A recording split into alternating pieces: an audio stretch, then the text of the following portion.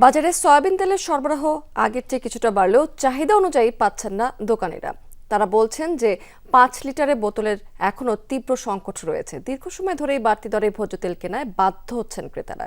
বেশিরভাগ শীতকালীন সবজির দামে স্বস্তি রয়েছে, যদিও শতকের ঘরে লম্বা বেগুনের কেজি এখনো পর্যন্ত লেবুর দর নিয়ে এখনো অস্বস্তি কাটেনি।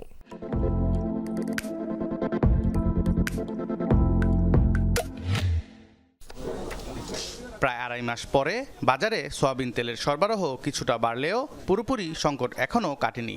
অধিকাংশ দোকানে 1 লিটার 2 লিটারের বোতলজাত ভোজ্য তেল পাওয়া গেলেও 5 লিটারের বোতলের যোগান নেই বললেই চলে। রাজধানীর মহাখালী বাজারের দোকানীদের অভিযোগ, চাহিদা অনুযায়ী সরবরাহ নেই। ক্রেতারা বলছেন, দাম বাড়াতে কৃত্রিম সংকট তৈরি করা হয়েছে। এই তেল আগে ছিল 800 টাকা, 810 টাকা, 20 টাকা। এরা কয়েকদিন পরই সরকারকে বলে আমাদের পোষায় না।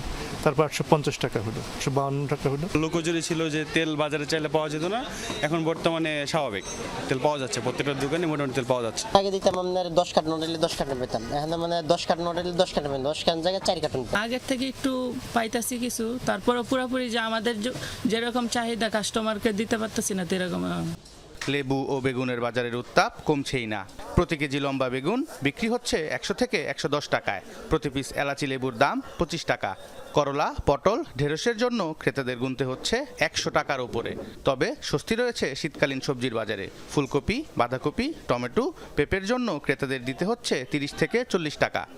লেবু অনেক বেশি, তারপরে আপনার হলো বেগুনের দাম অনেক বেশি, তারপরে মোটামুটি গরমের সবজি ভালোই আছে মার্কেটে, কিন্তু তুলনামূলক দাম কম নাই। আমরা এখন যেখানে 1 কেজি 2 কেজি কিনতো, এখন সেখানে আরো আধা কেজি কিনতে হবে।